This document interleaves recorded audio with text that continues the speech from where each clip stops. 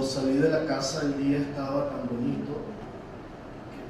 por ahí una guayabera playera, así que si me ven temblando es porque se me olvidó que iba a una sala con aire acondicionado, no es por miedo, entonces me olvidé todavía miedo. Bueno, primero quiero darle las gracias a nuestros anfitriones, autoridades, moderadores de la Universidad Simón Bolívar y al equipo que organiza de la Universidad Metropolitana, es que tenía aquí la palabra Simón Bolívar, de la Universidad Metropolitana y a los organizadores de este evento, no solo por invitarnos, sino por hacerlo, porque en verdad este es un día que, sobre todo de parte de los sectores democráticos opositores, no hemos querido enfrentar. Y para mí, ayer cuando tomaba las notas, no sabía cómo ponerle a mis notas si el 11 de abril, el Día de las Tradiciones,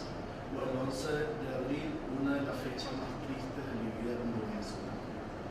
Porque aunque yo no he trabajado rigurosamente el tema como lo ha hecho Alfredo,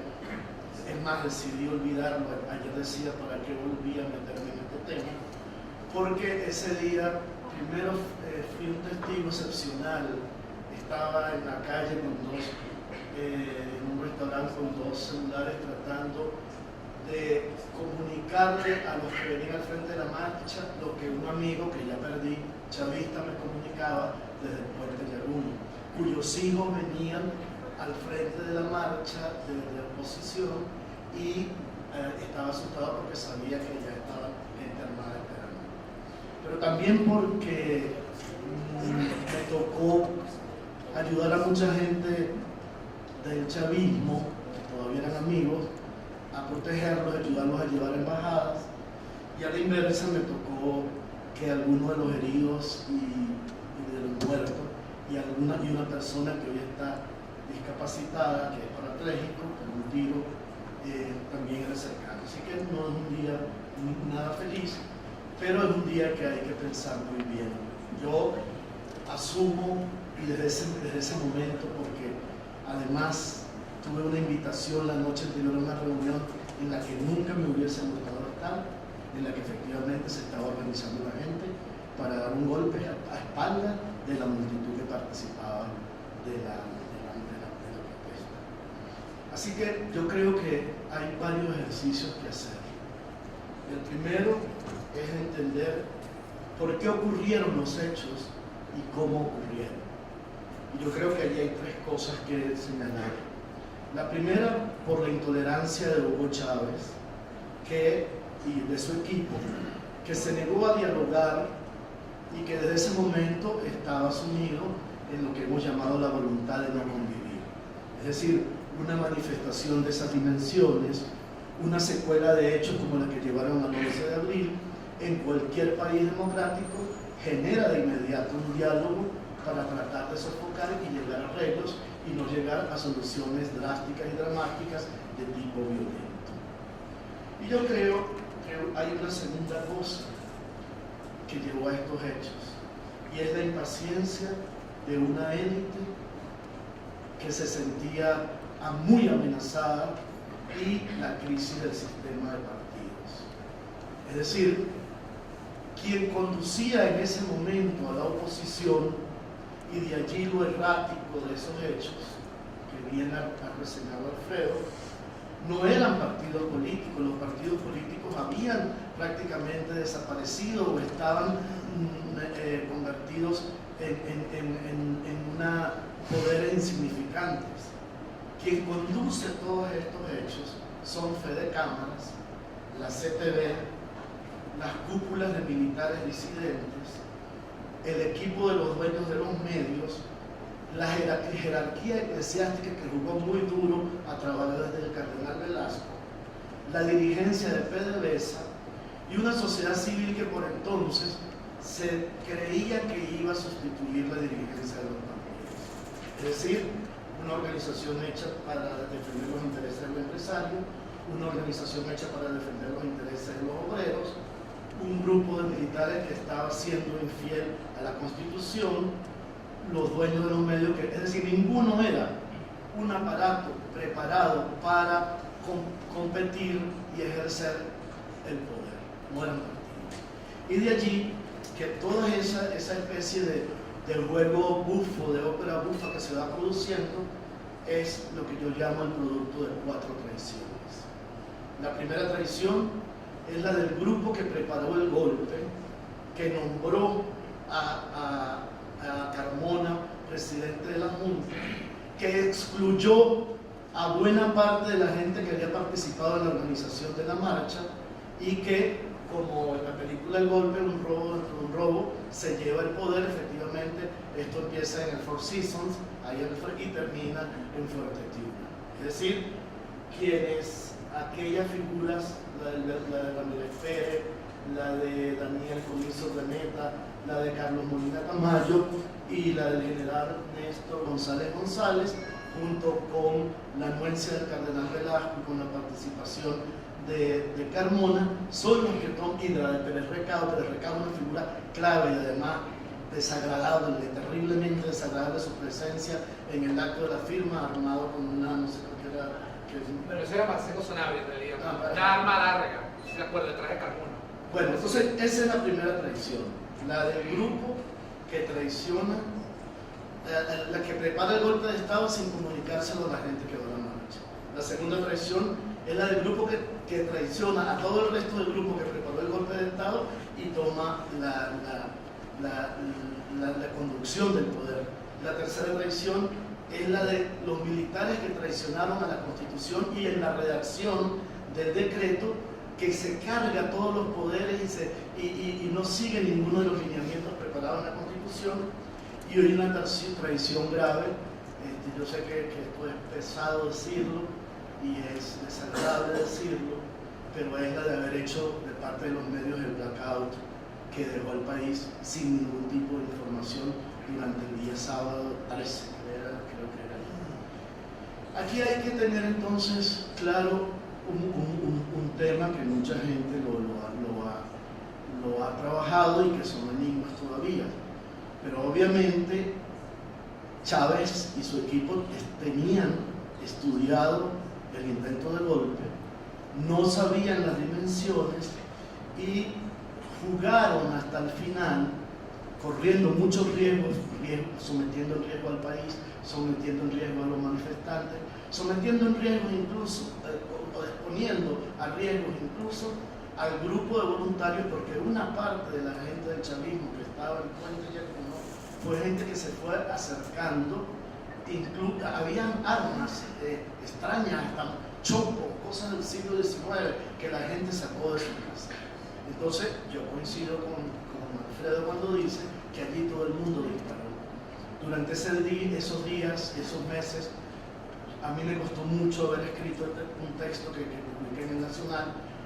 Hubo gente que incluso me retiró la palabra porque yo sostenía que aquello no había sido una masacre, sino un enfrentamiento. Y como uno de mis amigos había sido herido por un policía, a quien vio, sostuve que todo el mundo había disparado, cosa que si lo dice un periodista que ha investigado está bien, pero yo en ese momento me atreví a decirlo porque creo fehacientemente que así fue. Creo entonces que una de las cosas, de las lecciones que deben, hay otra cosa. Yo por esa época estaba viviendo en Girona, una ciudad cerca de Barcelona, una ciudad pequeña, y tenía un amigo que se llamaba Pera. Pera era el vendedor de vinos de la cuadra, y él leía todos los días, él seguía muy de cerca las noticias en El País de Madrid, y él me decía: ustedes están un poco locos, los venezolanos. Yo le digo: ¿por qué, Pera? Porque quieren salir de un militar y ahora se entusiasman y se enamoran de otros militares para que salgan del militar. Me acuerdo que se refería a un reportaje donde un general llamado Soto, creo, Pedro Soto, el periodista reseñaba que las mujeres le gritaban: Soto, te amo, y lo besaban, porque él se presentó un día en un acto, creo que en el Caracas Hilton, a anunciar que su voluntad de retirarse del poder y de dar un golpe. Y Manuel Caballero, con la lucidez que le caracterizaba, una vez que empezó lo que Teodoro Pekov llamó el golpe coteado y mediático, dijo una frase que caracteriza ese periodo nefasto de nuestra historia cercana, la frase era: uno no sale de una pesadilla cambiando de monstruo, uno sale de una pesadilla despertándose. Y ese militarismo con el que se coqueteó durante ese tiempo pudo habernos llevado a una dictadura militar abierta, y que por suerte no ocurrió. Y allí yo creo que es las lecciones más importantes. Yo creo que nuestra oposición, lo más grave que ocurrió en Venezuela antes del advenimiento de Chávez fue la crisis del sistema de partidos y la crisis de las organizaciones y del sistema de gremios sobre el cual se había edificado la democracia de 1958.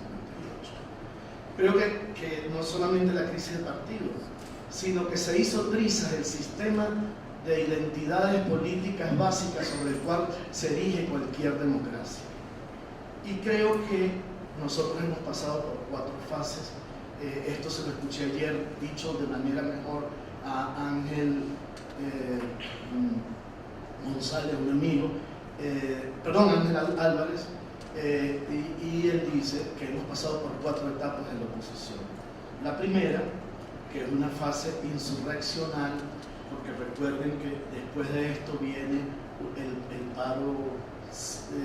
petrolero, que llamamos así, que fue un fracaso desde el comienzo, viene la época de las guarimbas, vienen algunas épocas de manifestaciones,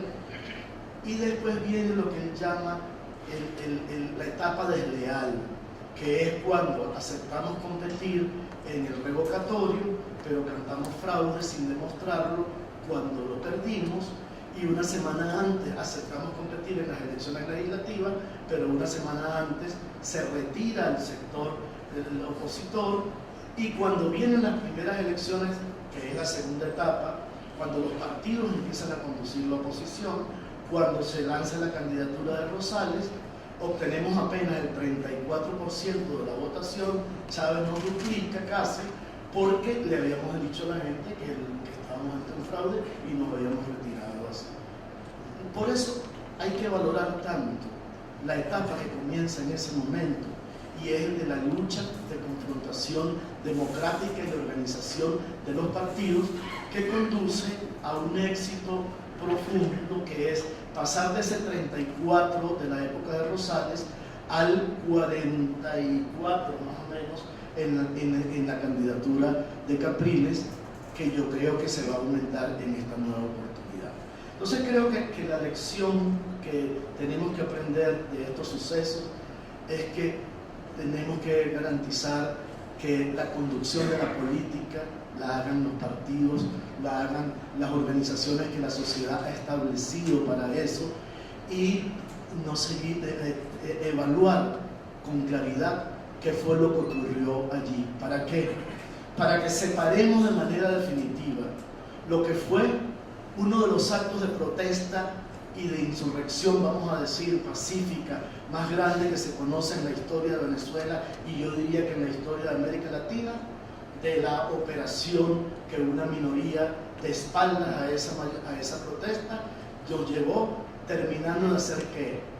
De una inflexión que ha conducido al atornillamiento del proyecto de Hugo Chávez, a ofrecerles en bandeja de plata la justificación para ahondar en la polarización y satanizar a los demócratas y a los que disentimos de su pensamiento, y para eso la oposición, los sectores democráticos, tienen el deber de enfrentar seriamente qué fue lo que ocurrió ese día, para poder competir con la estigmatización eficiente que el gobierno y su narrativa y su retórica ha hecho, satanizando a toda